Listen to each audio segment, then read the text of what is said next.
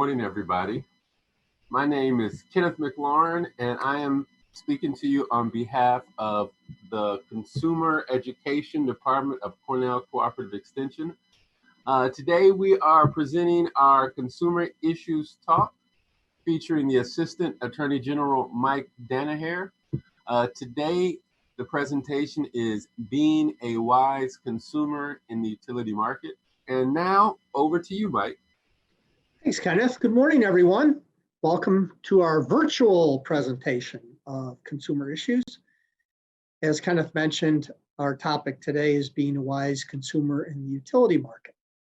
That's not what many would say is an exciting topic to be talking about today, but important nonetheless, because it's one area where each of us is involved. We have to be good consumers in making our different utility decisions. And there are more and more. It seems like it's coming up. I was going through notes and stuff, and for those of you that are new to our program, I have been doing this with Cornell Cooperative Extension for over 22 years. Seems like we started yesterday, but I've been doing it for 22 years. And I looked at some of my notes that I have left over through that whole length of time, and it's amazing to me, just talking about a topic of utilities, of how much things have changed just in that period of time. Some in more areas than others. I will touch on it as we go along, but probably the newest area that's really hot for changes in what I call the utilities is in the cable and television area. I wouldn't have talked about any of these things 20 years ago. And now all of a sudden they're one of the biggest things that people are talking about. So it changes, it's ever evolving. And the most important thing for us is that we have to be good consumers. We're always advocating at our programs with Cornell Cooperative Extension, our consumer issue programs, is be a wise consumer, be a good consumer, do your due diligence. In this area, it may not take too much work, but you can really, as you'll see in a few minutes, have significant savings by being a wise consumer.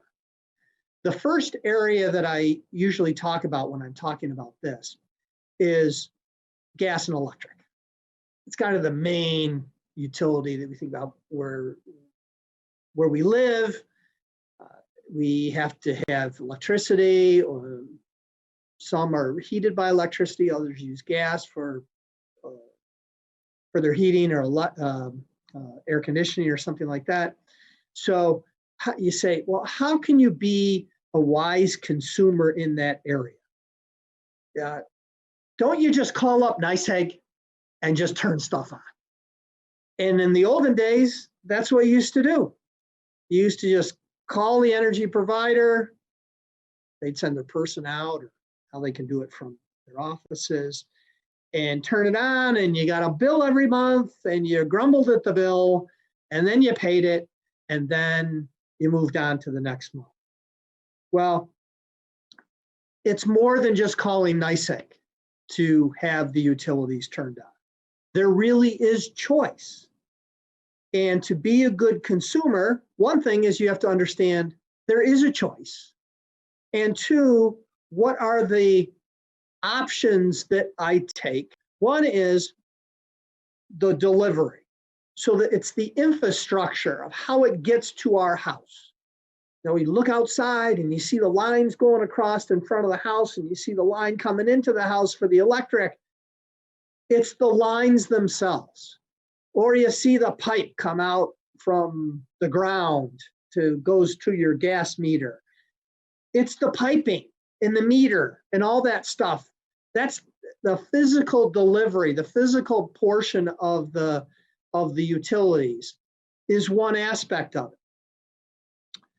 The other aspect of it is the actual service that comes through. So it'd be the electric current that goes over those physical lines, or the actual gas that gets pumped through the pipes. There's two aspects to it. And if you look more than a cursory glance at your utility bill when it comes in, every month. There are two portions of your bill. One is the delivery charge, and that's the physical facilities necessary to bring it to the house or the business. And then there's the supply charge, and that's the actual company that provides the gas or provides the electrical current that comes to the house. And in, I don't know how long it's been. To me, it seems like yesterday, but over a period of time, New York has become deregulated as far as the supply goes. So yes, you do call NYSEG to get the service. They're the ones that maintain the pipes and the wires and that sort of thing. But you have a whole host of options for who it is that actually supplies the gas and electric, the current and the gas. And the prices are vast. There's a vast difference between the prices of the different suppliers. So there where we fall into be a good consumer. We have to look up and do some investigation, due diligence, to pick out what is the best for us. For example, on the supply charge, what are the different aspects that we would kind of look at? It's who puts the electric and gas to us. They're called, so that people don't get confused, they're called ESCOs, which is ESCO, which is energy service companies. So when you hear the term ESCO, it's the energy service companies that provide the gas and electric to you, which have, and now there are a whole host of them because it has been deregulated in New York, and you can get any number of many different suppliers, and the different suppliers have many different options that you can choose from. So the best way that you can do that, a quick and easy way for you to do that, is that all the suppliers have to be authorized to be suppliers in New York through the New York State Public Service Commission. So if you look up and just do whatever your internet search function is, whether you use Google or Bing or any of the other services out there that you can do an internet search, you can just put in New York Power to choose. And you'll see that there'll be an option to go to dps.ny.gov, which is the Department of Public Service. So you can go there, and there's actually on that site, I was there this morning, you can put in your zip code. And on your zip code, it'll list all the energy providers. It'll first come up and say, do you want electric, do you want gas? And you can actually put in, you can just click on gas. You want the options for gas. And I did that this morning just to check and see. And I found out that for electric, and I used my zip code. I didn't use not in Ithaca, but I'm a little ways away. And I typed in my zip code, and there are 81 different company options to supply electric in my area. So just put in your zip code to where your mailing address is, and you'll be able to see. And it lists right at the top of the page how many different providers and options there are. So these are the things that you need to look at. With electric, first of all, the measure for electric is kilowatt hours, kWh. So you want to have so you can mix apples with apples and oranges with oranges. You want the quote to be based on the kilowatt hour, and then you can measure the charge per kilowatt hour. And the next thing the one thing that we as good consumers have to do is we have to make the conscious decision based on our usage and our risk assessment, for lack of a better term. How much risks do we want to take? And decide whether or not do we want a fixed rate which some people think fixed was, oh, it's $100 a month. I'll get $100. No, what the fixed rate is a fixed rate per kilowatt hour. So if it's 5 cents per kilowatt hour, depending on your usage, how many kilowatts you use, it's a fixed charge for the kilowatts, but the charge will change based on how much usage you use, how much electricity you use. So that's the first thing you have to consider. Do I want to have a fixed kilowatt hour charge, or do I want a variable rate?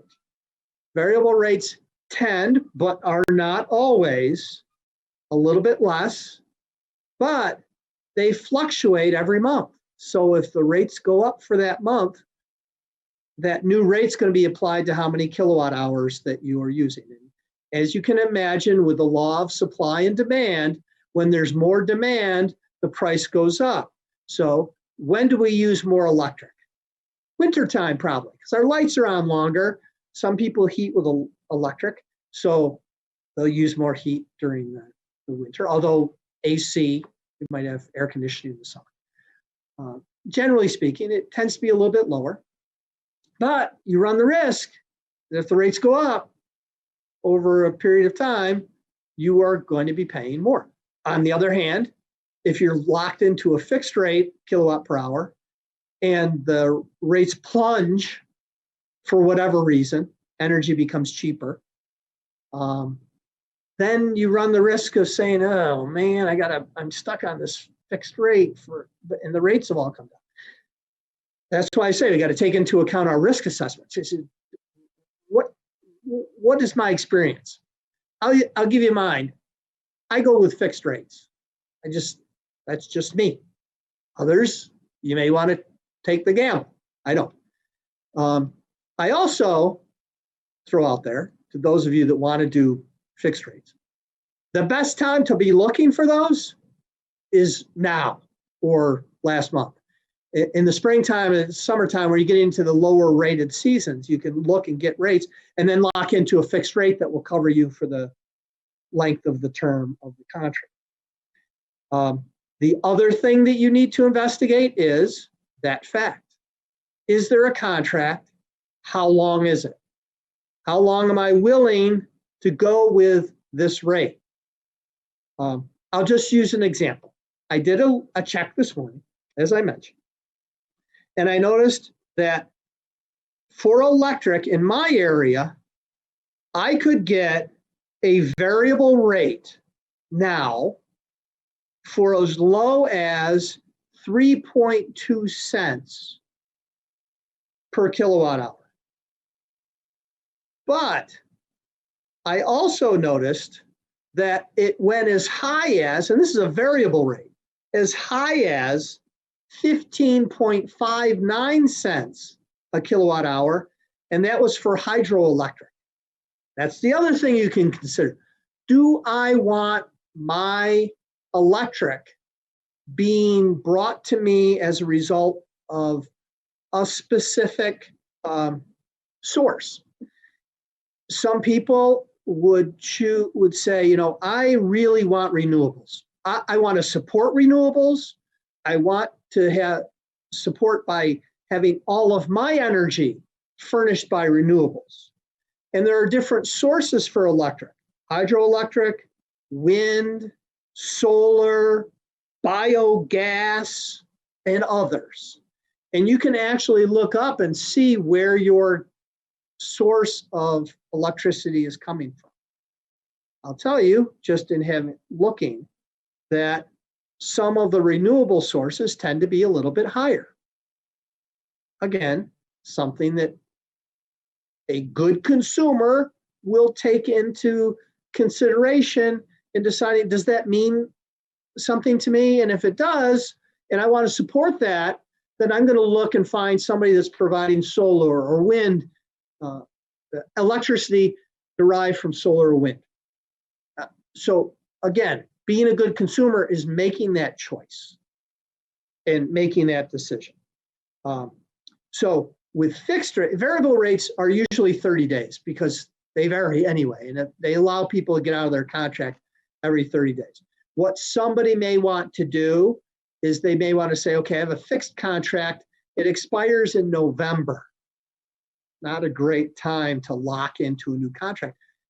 However, fixed rate contracts run from anywhere from, say, 6 months to, I don't know how long, 2 years maybe. I actually have the information on gas. Gas, I saw contracts anywhere from, for fixed rate contracts, anywhere from 6 months to 60 months. But you can look at the electric and see, okay, do I want to lock in?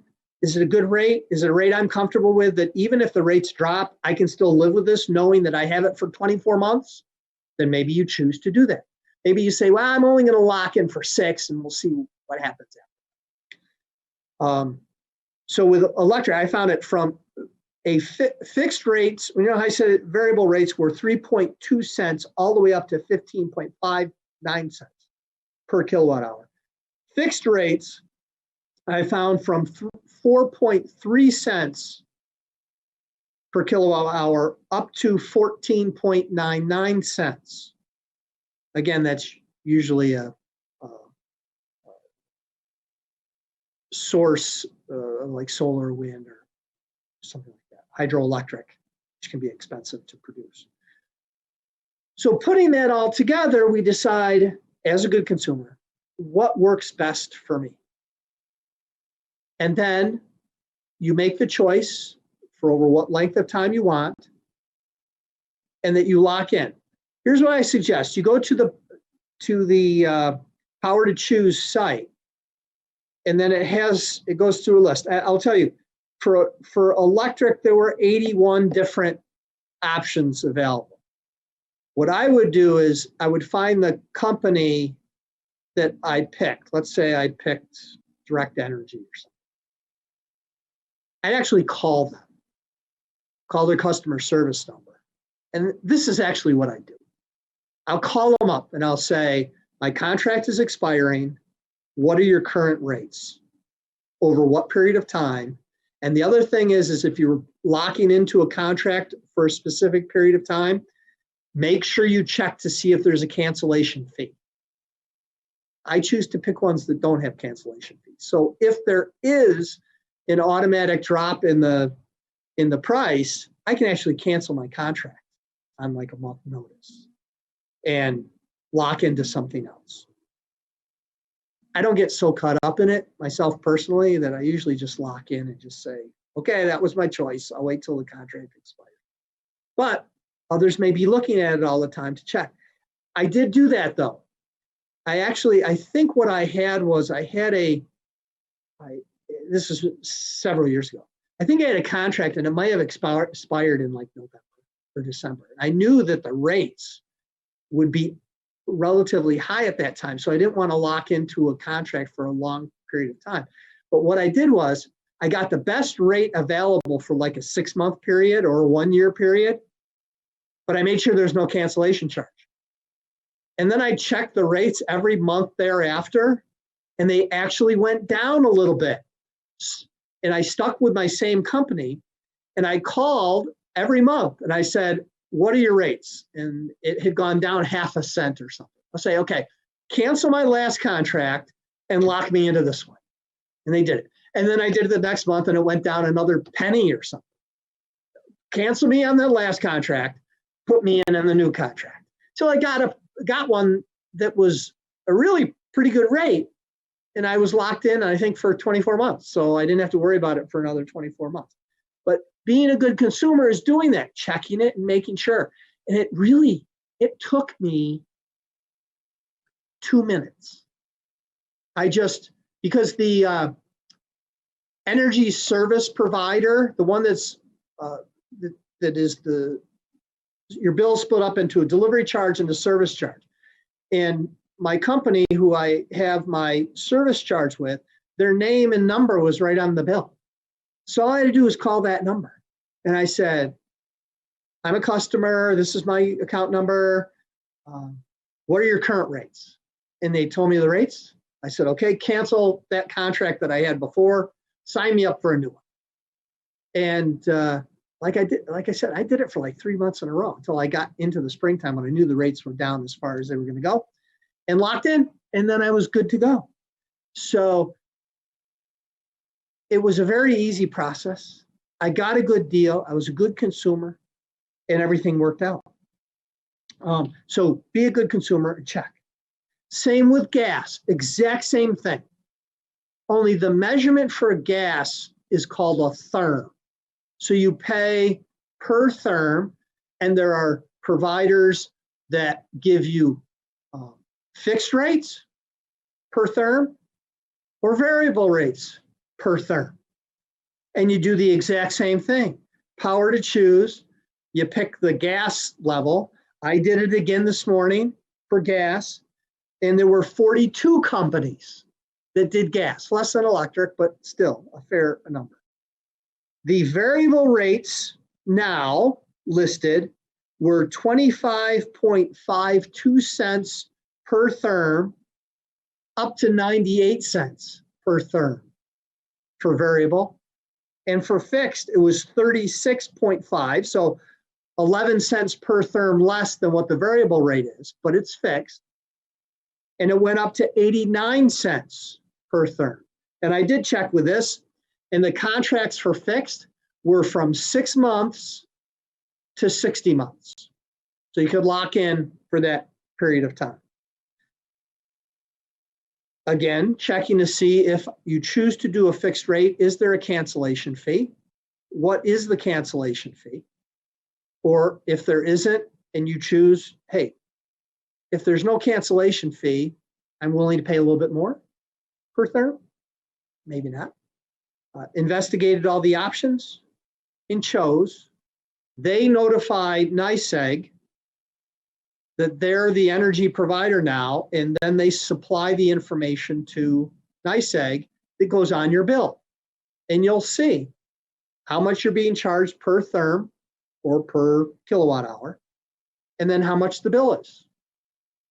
And if you go ahead and do those steps, which doesn't take much, you'll be a good consumer. You'll be able to recite, hey, this is how much. My wife used to laugh at me. I said, I saved half a cent per kilowatt hour. And she was like, really? You spent time doing it? I said, yeah, it's great. It takes like 2 minutes. I did it. And in the grand scheme of things, did it save me $5 maybe? But hey, it didn't take long. $5 is $5. I never actually computed how much a half a cent would save me. It wouldn't be a huge ton. And understand that the reduction in your utility bill by doing this is not the entire utility bill, because the delivery charge that NYSEG sends to you is whatever the delivery charge is. They get approval from the Public Service Commission as to what the rates are. Again, based on usage, based on per kilowatt hour. So there is usually a minimum charge for those people that don't use much. There still is typically a minimum charge, but it does affect the supply charge portion of your bill. Investigate, check and see if there's cancellation fees. Check every time. Oh, by the way, at the end of your contract, you will receive a notice from your energy provider that your contract comes to an end. And here's the important thing that you have to understand. If you go to a fixed rate, when your contract expires, if you don't renew, do the steps that we just told you and sign up for a new contract, you automatically convert to a variable rate.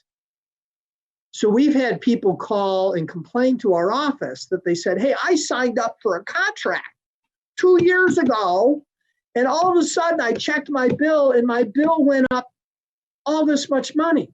What happened was they were on a year contract probably. Their contract expired. They didn't pay attention to it. They got kicked over to a variable rate.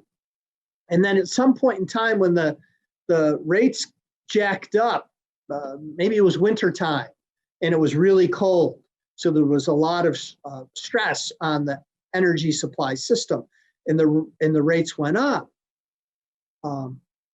they said, oh my gosh, my bill went crazy and all this, and this is ridiculous. And I thought I was on a fixed rate. Well, you were, but the fixed rate ends at a certain point in time. So be a good consumer, know what you've signed up for, and just follow it. And when you get the mail and there's what looks like a letter, a junk mail letter that you got from your energy provider, it's not junk mail. It's your notice saying that your contract's expiring and that you're going to switch over to a variable rate unless you lock into a new rate. Pay attention to those things. That's what good consumers do. They pay attention to those things, and then they make the choice. Know when your contract expires and call the companies that are listed and that you might be considering in order to make a good decision on what choice you want to make. So that's kind of gas and electric. Next thing is telephone. Many options. Many moons ago when I was young, they always said, you got all kinds of options for telephones as long as they're black. Now we've got cell phones, we've got landlines, we've got all kinds of different types of cell phones. You got all kinds of different options that are available out there for telephones. And again, be a good consumer. Know what you're getting yourself into. Know what you're buying. Kind of the big difference now, the main big category is landline versus cell. Do I use a landline? Do I use a cell phone? Do I use both? I took great pride sometime within the last year and cut the landline from our house. It does cause problems. I will warn you, for those of you that are cutting the cord for your phone, it does cause problems because all your medical providers have probably your landline. So make sure that if you are cutting the cord for your telephone and go from a landline to just straight cell phones, that you make sure you contact the people that used your landline number because they can't reach you. I'll give you another personal example. My wife went to a doctor's appointment recently, and she showed up, and they said, "Oh, I'm sorry, Mrs. Danaher, but the doctor's not here at the cancel." She's like, "What? Why didn't you contact me?" Well, we did try to call you, but they had our landline number that we stopped. Our fault.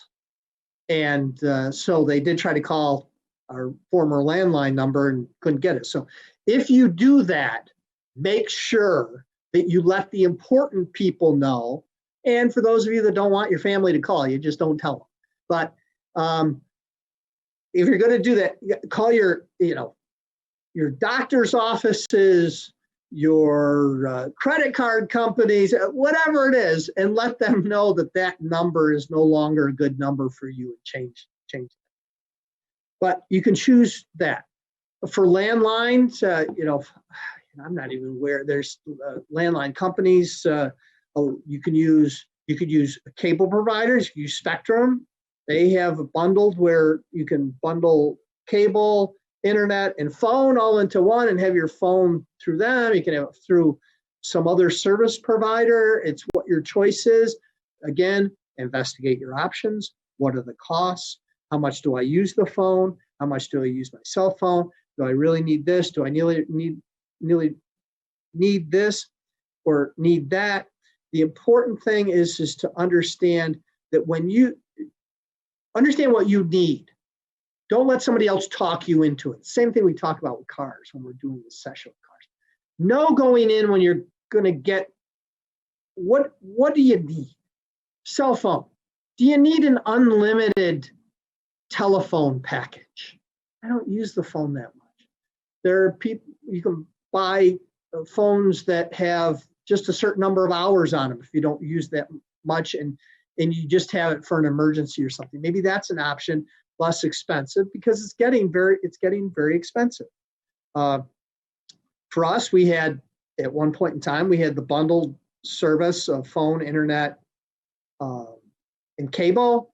And then we also had cell phones, and And we, as good consumers, sat down and had a discussion and said, do we really need the landline anymore? Wasn't that expensive when it was bundled in, but it's still something. And we decided, okay, it was time to stop it because we all have cell phones, and frankly, we weren't around much. The kids are gone. My wife and I are out a lot. So the easiest way to reach us, we're on the cell phones anyway. Unfortunately, or fortunately, and I know some of you can go, oh man, I actually carry 2 cell phones.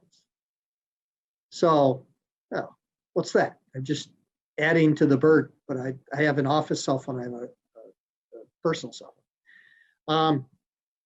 And then, so that big decision, do we keep the landline? Do we have a landline instead of a cell phone? Do we have a cell phone instead of a landline? What do we do? And then you make that decision.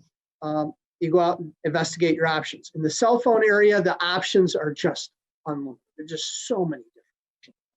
You can't even speak about all of those particular options that are there. Different types of phones, different types of service that's available on a cell phone. You can get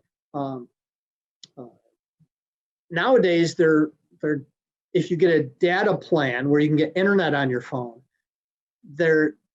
it's almost given that there's an unlimited talk and unlimited texting, so you can send text to people.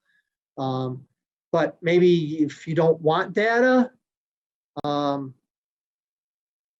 can try and not get it. I don't even know if you can get them anymore without data. It's crazy. But if you do, maybe you say, I don't use the cell phone except to call people, and I've got this data on it, but I don't use much. Well, then you need the minimum amount. That's all. And if you can do away with it, you do away with it. Because you don't use it. It's based on what your usage is. If you use a lot of data, you're using your phone all the time to look things up and to review emails and to check internet and all that stuff, then more data is necessary. And sometimes for those people, the best thing is an unlimited data plan where it's more expensive. And I will tell you, my family is on our data plan, is on our cell phone plan. And my cell phone bill, our cell phone bill every month is a good car payment. It can get expensive. But based on our usage, that's what works for us. And others it may not work for. The important thing is go in knowing I don't use that much data. I just need a phone for emergencies. There are phones you can get that just have a certain amount of calls or a certain amount of time that you actually spend on the line. To emphasize the point again, choose what is best for you and what works for your personal circumstances. Now, it used to always be, a few years ago, that you could get a cell phone plan and they'd throw in the phone. So you get a new phone. That's starting to go away a little bit. They incorporate the price of the phone in the monthly charge now, but they do actually charge you for a phone. For your information, typically it's 24-month payment plan. If you multiply how much they're charging you each month for the phone, it's usually an interest-only charge. So if you paid for the phone outright, it might be, and phones are expensive. Phones are expensive. $1,200, $1,000, $800. And what they do is they just take the $1,200, $800, $1,000, they just divide it by 24 and they throw that amount into your monthly bill. So at the end of 24 months, your cell phone bill goes down because the charge of the phone goes off. But they're usually not saying to you, hey, for $60 a month, you get a free phone and you can have unlimited calling and unlimited data. Usually they break it down as to how much the phone adds to that bill and then how much your charge is. Again, choose what is best for you. The nice thing is at the end of the 24 months, your bill goes down. Problem is there's only a finite life to your cell phone. They're usually replaced or you just want a new phone and they end up getting you replaced. be a good consumer and make the choices. Another utility that I think is the most upheaval at the current time, and that's television. Our television usage has changed dramatically over just the last couple of years. It's really crazy how much it's changed. Before, it used to be no cable or cable. So you had the antenna and you get the local stations and you choose that. Or you get cable. And back in the day, I thought it was so exciting when we got cable because we got 14 channels instead of 3 before. 14 channels. Now you get hundreds of channels. And you can choose how many channels you want based on what tier you want. And over the years, for those people who are having cable, one of the big, I'll call them stinks that we would have, big stink we would have, is you had cable or you didn't. Regardless if it was 70 channels and you only watched 5, you still got the 70 channels. So there's always that big stink out there to say, when are we going to be provided with a cafeteria of options where I can pick this channel and I'll pay for that channel, and I'll pick this channel and I'll pay for that channel, and build our own little snowman of channels that we like to watch. And it never really was happening. Well, now it's kind of started to happen a little bit. One is and it's kind of forced the cable companies to break up tiers more into different tiers. Traditionally, the most expensive channels are the sports channels. It's just the way that it is. And you want the bundle with every sports channel there possibly is. Or you're a movie buff and you want to have all the movies so you can get those and do all that. Well, now it's coming to the point in time where people are breaking away from even having cable. They're going to what are now referred to as streaming services, which provide you with television stations, but they're streamed over your internet, so that you can hook a device, or you can have a TV that's built to accept Wi-Fi and streaming, or you can attach a thing to your TV, a Roku service, or Amazon Fire Stick, or some other thing, where you don't get your television from cable, you get your television from a streaming service. And depending on the internet service that you have within your house,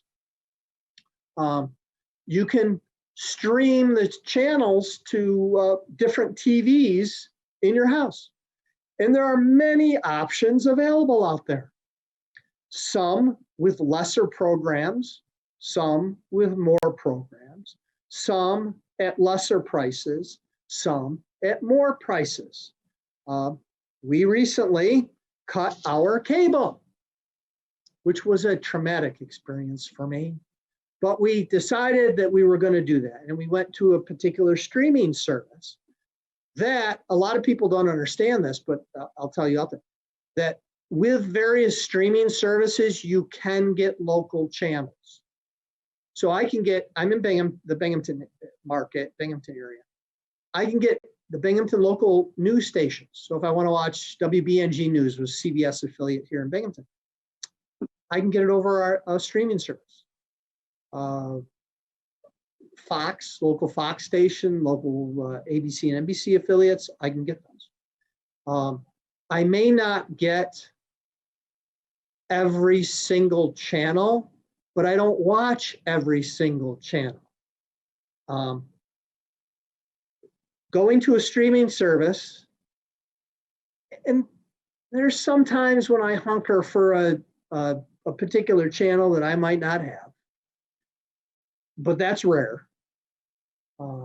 I get the channels that I watch. In doing that and cutting our telephone, my bundled utility service in my house, my television watching, my telephone, and my internet. My net difference is a reduction of $90 a month, which is a fair chunk of change. But again, that's personal to us. There's some that say, oh, I can't get rid of cable because I watch 700 channels. Then that's for you, and that works for you. But a combination with no telephone and a streaming service with cable and just my internet connection went from about $220 some a month to $120. So it's about $100 a month.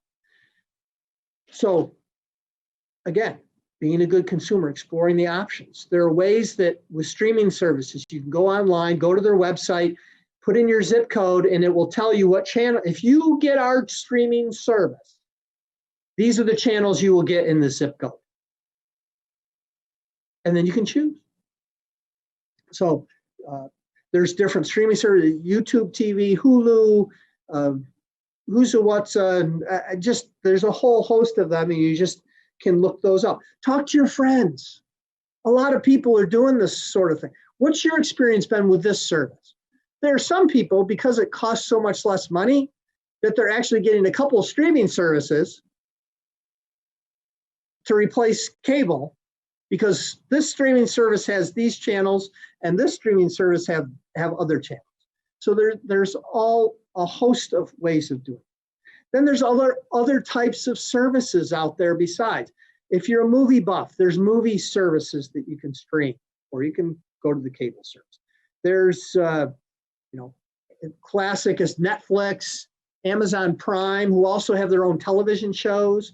I know that we've been going through this whole pandemic. I'm hearing people complaining about their Netflix because they watched every show and every movie that seems to have ever been made, and they're looking for other options.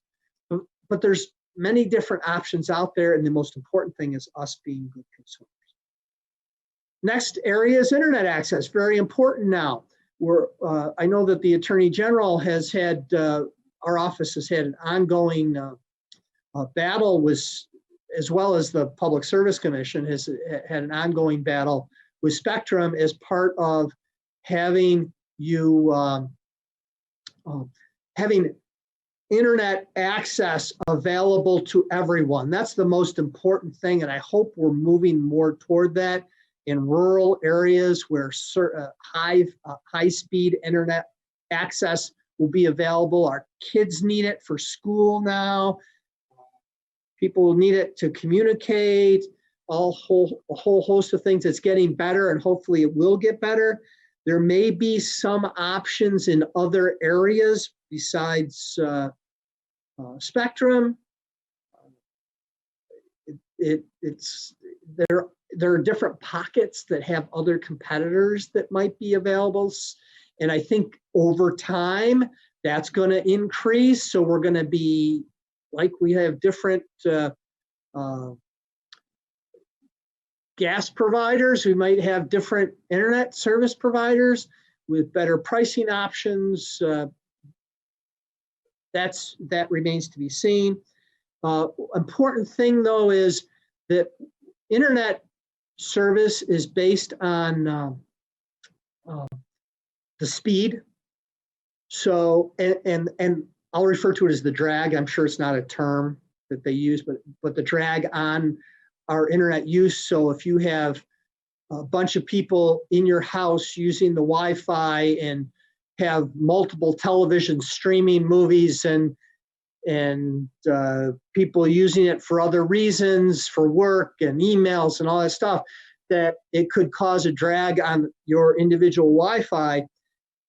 So we have to make a decision, how much Wi-Fi do we need? How much speed do we need? And the more speed, the higher the cost.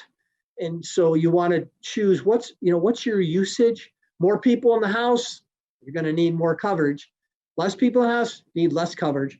And the tiers go up as how much download speed how many megabytes per second do you need? And if you're paying for the higher service, make sure as a good consumer, you're getting it. And there's a way you can do that. If you go to speedtest.net, you can actually have the test calibrate what your download speeds are. That means the ones that you're pulling in. So if you're pulling in a television, you're watching television, how much speed is there megabytes per second of download? And then upload, that's what you're putting out. You're sending out things. You're sending out video or something. How much is your upload speed? You're uploading stuff in. It will actually do a test on your system to see what you're hitting. So if you're supposed to get 60 megabytes, do a speed test and see if you're getting. And if you're not, contact your internet provider and say, why am I not getting this? I'll give you an example. And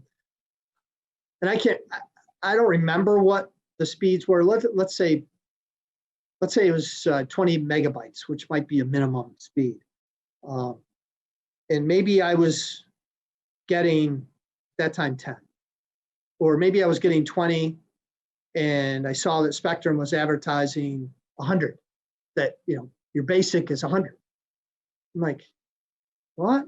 Let me check, speednet.com.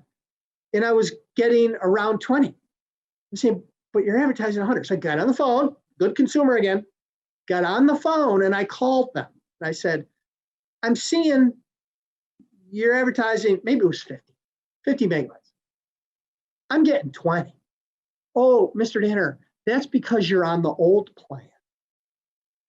Well, what's the new plan? And it turns out that my bill under the new plan with a faster internet speed was less than my old plan. But they didn't tell me. Shame on me. I wasn't being the good consumer. I said, look, I don't want to pay another penny than what I'm paying you guys. What's it going to cost me?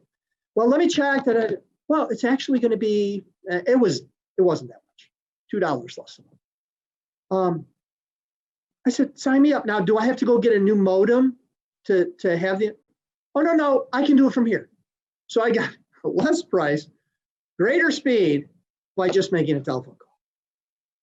So I encourage people to be good consumers with that and make sure you're getting what you're paying for. We did have a case. We did actually bring our case.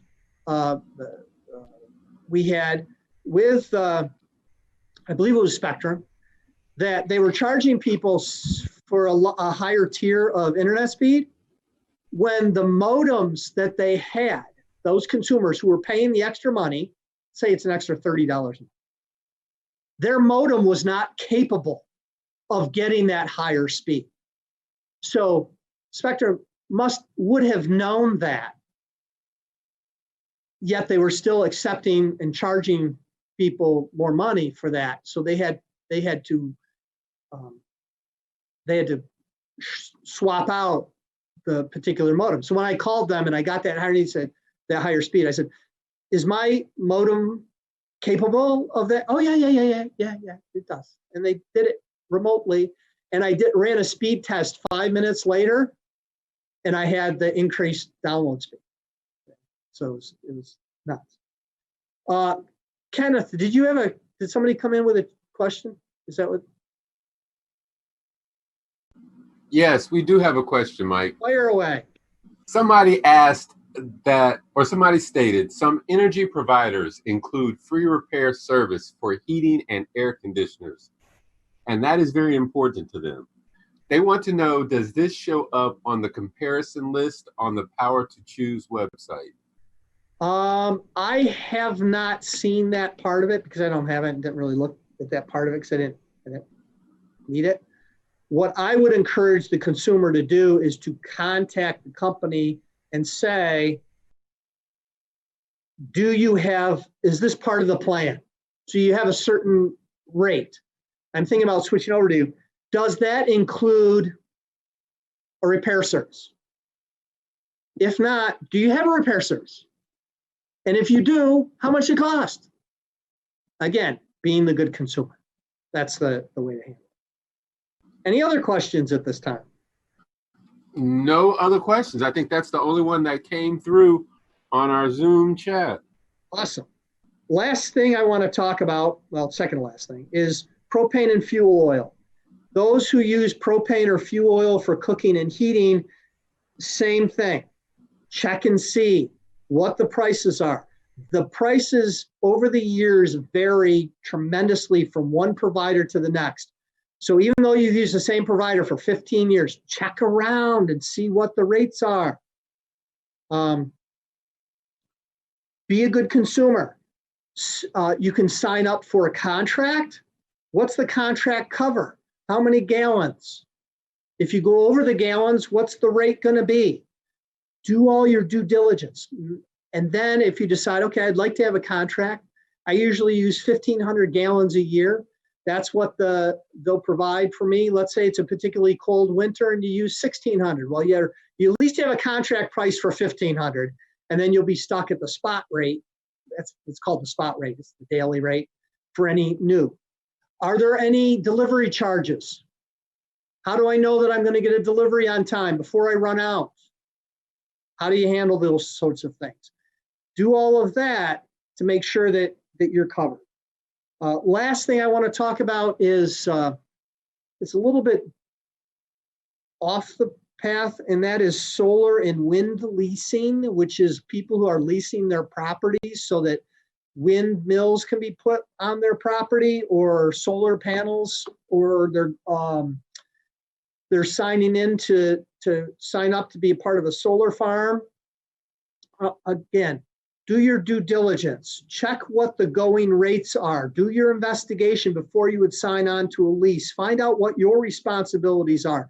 Make sure that in your contract that the energy company that you have agreed to sign up with to put this on your property is going to remove it when the contract is over, and you're not stuck with a wind turbine that's going to fall apart on your property. That shouldn't happen, but just make sure what your rights are.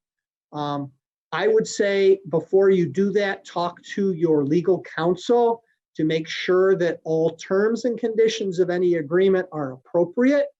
There are attorneys out there that have, in fact, been involved in this area and are knowledgeable in the area, so that they can, and they'll understand what the market is too, and they'll say, you're getting ripped off by this particular deal if you want to go through with it, so that your rights are protected. Again, be a good consumer.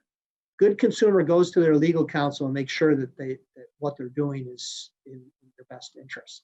I just heard a story just from a legal issue. I heard it the other night that somebody went and they wanted to buy some property on a lake, and they saw this place and they thought it was a great deal, and they took it to the attorney, and the attorney knew about the area, and they said, you're paying and they did some investigation, you're paying 5 times the price that these people paid when they bought it 2 years ago, and they didn't put anything into it.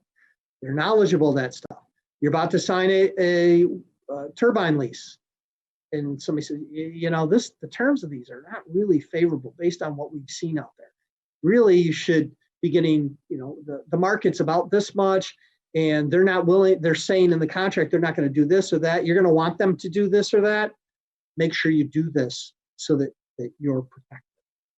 If anyone has any questions about a consumer-related matter, feel free to, or they have a problem, a consumer-related problem, feel free to contact our office, New York State Attorney General's office. We're located in Binghamton. It's 1-800-771-7755. In Ithaca, it will ring in Binghamton. We have staff available that can take your complaints, try to answer your questions. We cannot give you legal advice, but we can tell you what the law is in that area. We may not be able to say, well, you should do this or do this, but we can give you what your options are. Or if you have a complaint, file your complaint with us. We send the complaint to the business, ask them to respond. Most businesses respond and hopefully can bring your complaint to a resolution without having to go through a lot of steps of suing someone. If you have to sue somebody, you may have to sue somebody, but and we cannot do that for you. You would have to go to your own private legal counsel for that, but we can give you information and we can give you some guidance. We would be glad to do that. If anybody has any questions out there in cyber world, I'd be glad to answer them. Otherwise, I'm going to turn it back to Kenneth. Thank you very much, Mike. I think that's all the questions that we've had in our cyber chat. I'd like to thank everybody for tuning in to this version of Consumer Issues. I'd like to say we will be back again next month on the second Thursday. If we're able to do this in person, we'll be down at Cornell Cooperative Extension on Willow Avenue, but we will also make sure that we will provide people an opportunity to attend virtually as well. Again, Mike, thank you. I want to thank everybody else for coming. Enjoy the rest of your day and have a great weekend. Thanks, Kenneth. Bye. Bye.